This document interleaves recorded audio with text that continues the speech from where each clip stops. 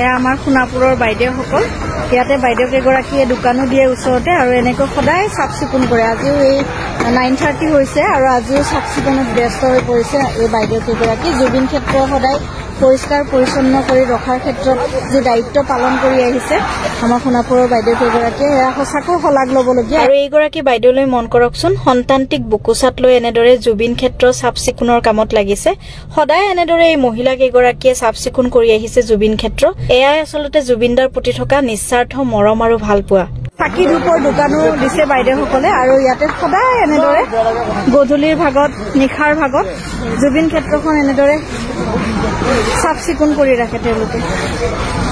সঁচাকৈ এই বাইদেউসকল ধন্যবাদৰ পাত্ৰ আমি বাতৰিৰ বাবে সদায় এই স্থানত উপস্থিত থাকো আৰু সদায় এই বাইদেউ কেইগৰাকীক দেখা পাওঁ এনেদৰে তেওঁলোকে এতিয়া দোকান বন্ধ কৰিছে লাহেকে 9:30 বা 10টা মানত তেওঁলোকে দোকান বন্ধ কৰি যেতিয়া চাকি ধূপৰ দোকান দিছে আৰু দোকান বন্ধ কৰাৰ পাছতেই